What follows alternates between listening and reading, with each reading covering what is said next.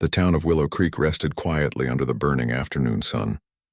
A stagecoach stopped in the middle of the dusty street, and people turned to look as a woman stepped down. She was taller than most women there, and her dress, though plain and old, could not hide her full figure. The whispers began almost instantly. Some men laughed quietly, and a few women stared with judgment in their eyes. But the woman kept her head high. Her name was Clara, and she had been turned away from more towns than she could remember. For years she had tried to find a place that would accept her, but every door had closed. She had worked as a cook, a seamstress, a cleaner, and a nurse for sick ranch hands. Yet no matter how hard she worked, people always found a way to send her away. Some said she didn't look right. Some said she was too strong for a lady. Others said worse things behind her back. But Clara had learned not to listen. She had no family left, no one waiting for her. This small western town was her last hope. If she couldn't make a life here, she didn't know where she would go next. She thanked the driver, picked up her small suitcase, and looked around. The street was quiet except for the creaking of a sign above the saloon. Horses stood tied to a post, their tails flicking lazily. Clara tried to smile, though her heart was heavy. She walked toward the general store, hoping to ask if anyone needed help with work. But before she could even reach the porch, she could feel eyes on her from every direction. She had felt that stare too many times, half pity, half mockery. Her steps slowed, but she refused to stop. If she had learned one thing in her years of wandering, it was this: if you stop moving, life leaves you behind.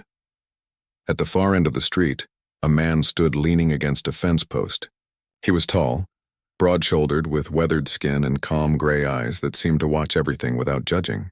His name was Thomas Gray. People in Willow Creek knew him as a quiet man who kept to himself. He owned a ranch a few miles away where he lived alone since his wife had passed years ago. Most said he preferred silence to company, but as he watched the woman struggling with her bag, he felt something stir inside him, something he hadn't felt in a long time. He pushed away from the fence and walked slowly toward her. The townsfolk stopped whispering. They knew Thomas didn't speak to strangers often. Clara noticed him coming and held her breath, unsure what to expect. His boots crunched softly in the dust as he stopped a few feet from her. "Ma'am," he said, tipping his hat politely. "You look like you've come a long way. You looking for someone or something?" Clara hesitated. "I was hoping to find work," she said quietly. "I can cook, clean, mend clothes, and care for animals. I don't need much, just a place to stay and earn my keep." Her voice was calm, though her hands trembled a little. Thomas studied her face, and not the curves, not the worn dress, but the tired determination in her eyes. He had seen that same look in the mirror once, after losing everything that made life worth living. He nodded slowly. "I've got a small ranch," he said. "Could use an extra pair of hands. There's a spare cabin behind the main house. It's plain but dry. If you want honest work, it's yours." For a moment, Clara thought she must have heard wrong. No one ever offered her anything so easily. The people standing nearby began whispering again. A few men exchanged surprised looks. One even laughed softly. But Thomas didn't seem to care. He simply picked up her bag and walked toward his wagon. Clara blinked, unsure what to say. "You'd really hire me?" she asked. He looked at her, his eyes steady. "I said I need help. That's all there is to it." Without another word, he helped her climb onto the wagon. As they rode out of town, the wind carried the sound of gossip behind them, but neither spoke. Clara sat quietly, her hands folded in her lap. The land stretched endlessly around them, rolling hills, scattered pines, and golden grass waving in the breeze. She could feel her heart slowly calming. Thomas didn't stare at her or question her past. He just drove, focused on the road ahead. When they reached the ranch, Clara saw a large wooden house surrounded by open fields, a few barns, and a small cabin near the creek. The place was quiet, but it felt alive, the kind of peace that only hard work could build. Thomas showed her the cabin. Inside it was small but clean, with a bed, a table, and a stove. Clara touched the wooden wall gently and felt tears rise to her eyes. "It's perfect," she whispered. Thomas placed a small basket of food on the table. "Rest for tonight," he said. "You can start in the morning." She nodded, unable to find the right words. He gave a short nod back and left. For a long time after he was gone, Clara stood by the window, watching the sky turn orange and pink. She couldn't remember the last time someone had helped her without asking anything in return. That night she slept peacefully for the first time in years. The next morning she rose before dawn. The air was cool, and the smell of dew filled the fields. She started the stove, cooked breakfast, then went to the barn to feed the horses. Thomas found her already working when he came outside. "You're up early," he said. "I like to start before the sun does," she replied with a small smile. He nodded approvingly. Day after day, Clara worked hard. She mended fences, milked the cows, washed clothes, and cooked simple but hearty meals. She never complained even when her hands ached or her back hurt. Thomas began to notice how the ranch slowly changed. The yard was cleaner. The house smelled of fresh bread, and for the first time in years, there was laughter drifting in the air. Sometimes, Thomas would catch her humming a tune as she worked. It reminded him of the way his late wife used to hum when the house was full of life. Clara never mentioned her past, and Thomas never asked. They spoke little, but when they did, it was gentle, respectful talk about the weather, the crops, the animals. It felt natural, like two people who didn't need many words to understand each other. One day, Thomas asked her to ride with him into town for supplies. She hesitated, knowing what the townsfolk might say, but he said firmly, "You've got nothing to be ashamed of." So she went. As they rode in, people stopped to stare. Some whispered, some laughed. One man outside the saloon smirked and said loudly, "Didn't think the great Thomas Gray would hire someone like her." Thomas stopped the wagon, turned his head, and looked straight at the man. "You should think less about what I do and more about your own manners," he said quietly. The man looked away. Clara's eyes burned with tears, but she hid them. When they left town, she whispered, "You didn't have to defend me." Thomas answered softly, "Respect isn't something anyone should beg for.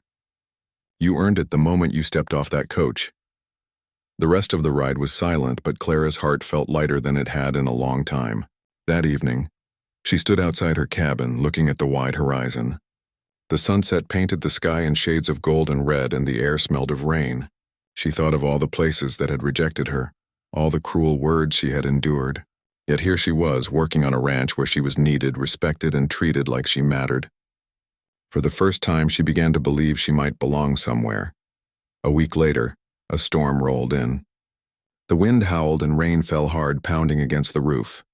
When thunder cracked across the sky, Clara saw the barn doors swinging open and the animals growing restless. Without hesitation, she grabbed her shawl and ran into the rain. Thomas was already there, trying to calm the horses. She joined him, holding the lantern steady even as rain poured down her face. Together, they secured the doors and soothed the frightened animals. When it was done, both were soaked to the bone. Thomas looked at her and smiled faintly. "You've got more courage than most men I know." Clara smiled shyly, water dripping from her hair. "People don't usually say that about me." "They've been looking wrong then," he said softly. For a moment, they just stood there in the rain, silent but close. Something passed between them. Quiet understanding, something warm and unspoken. When they finally walked back to the cabin, the storm still raged outside, but inside their hearts, something new had begun to grow. That night, Clara lay awake, listening to the rain and thinking about the man who had looked past her scars and sighs and seen the person she truly was. For the first time in her life, she felt that maybe, just maybe, she wasn't too much for someone. Maybe she was finally enough. The storm passed by morning, leaving the land fresh and shining under the sunrise. The air smelled of wet earth and pine.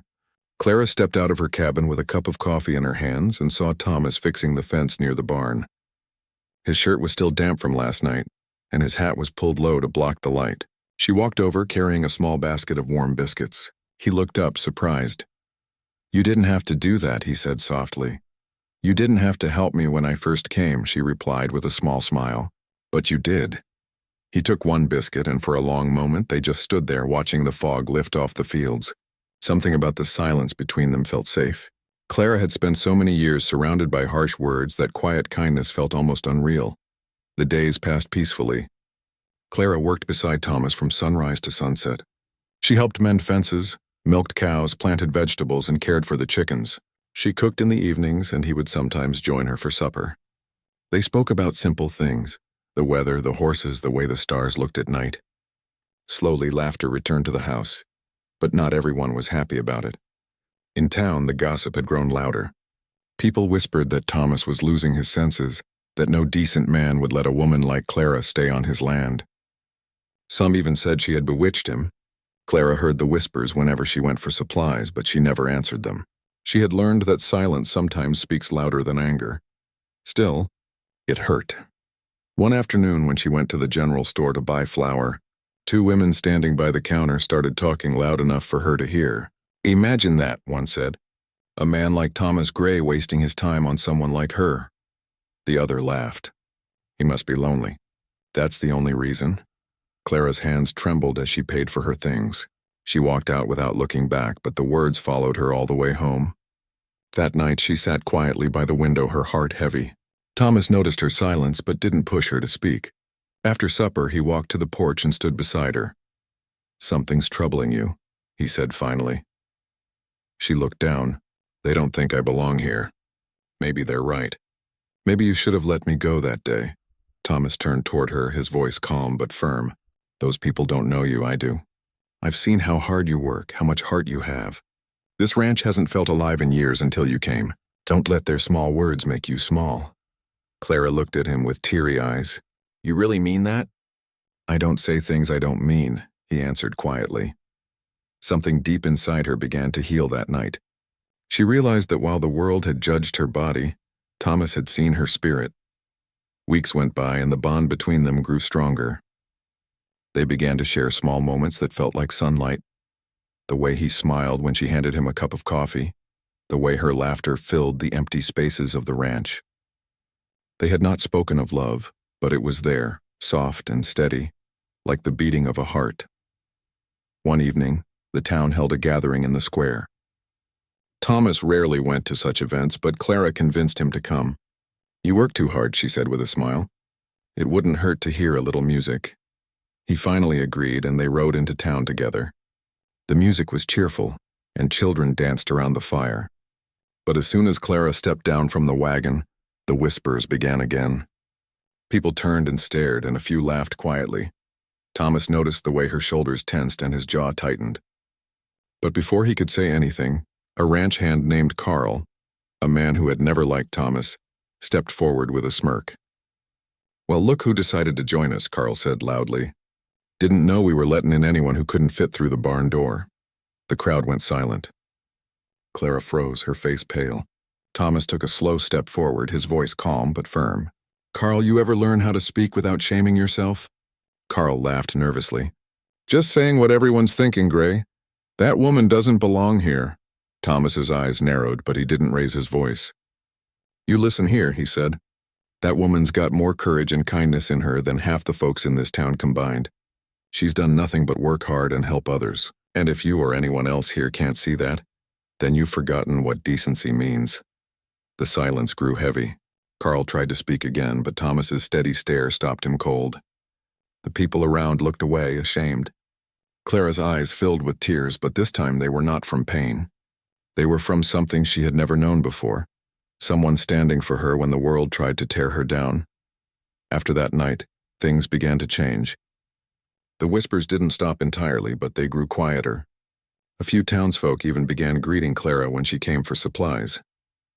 They saw how she carried herself, calm, humble, kind, and they started to understand what Thomas had seen all along. Life on the ranch became sweeter. Spring turned to summer, and the fields were full of color. Clara had planted wildflowers near the cabin, and every morning the scent filled the air. Thomas started smiling more often, and the loneliness that once haunted him slowly faded. One evening, after a long day of work, Thomas found Clara sitting by the creek. The sunset glowed in the water, painting everything in shades of gold. She was humming softly, her hair loose and shining in the light. He walked over quietly and sat beside her. "Clara," he said after a moment, "I've been thinking, you've done more for this place than anyone. You brought life back to it. And to me." She turned to him, her eyes gentle but unsure. "You don't have to say that." "I do," he said simply. "Because it's true. You changed what I thought was gone forever. I don't want this ranch without you in it, not as a worker, not as a guest, but as my partner." She stared at him, breath caught in her throat. "You mean—" He smiled faintly. "I mean I want you to stay, as my wife." Tears welled in her eyes and she shook her head slightly. "But Thomas, people will talk." "They already do," he said, his voice soft but steady. "And they'll keep talking no matter what. Let them. I know what I want. I want you." For a long time she said nothing, only watching his face, trying to see if he truly meant it. But she saw nothing but honesty in his eyes. Slowly she nodded, her lips trembling. "Then I'll stay," she whispered. Thomas reached out, taking her hand gently. The sound of the creek filled the air, and the world seemed to hold still around them. A week later, they were married quietly on the ranch. Only a few close neighbors came. Clara wore a simple white dress she had sewn herself, and Thomas wore his best shirt. When the preacher said the final words, Thomas looked at her with a smile that said everything. She was no longer a stranger, no longer a woman the world turned away. She was home. As seasons passed, people in Willow Creek began to speak differently about her. They saw the way she cared for the sick, helped widows, and treated everyone with kindness. Children adored her because she always had fresh bread and stories to tell. Men respected her because she worked hard beside her husband, and women, even the ones who once whispered, came to her for advice and comfort. Clara never forgot where she came from or how hard her journey had been. But every evening when she and Thomas sat on the porch watching the sunset, she felt peace. She often thought about that day when he had first spoken to her, when everyone else had turned away. Thomas would sometimes tease her gently, saying, "You know, folks still talk about how I brought home the bravest woman in Willow Creek," and Clara would smile, resting her head on his shoulder. "Let them talk," she'd say softly. They finally got the story right. The wind would move through the fields, carrying the sound of laughter and the smell of wildflowers. For the first time in her life, Clara didn't feel like she had to prove anything. She was loved, respected, and free, and somewhere deep inside, she knew that one man's courage had changed everything. The courage to look beyond what others saw and find beauty where no one else dared to look.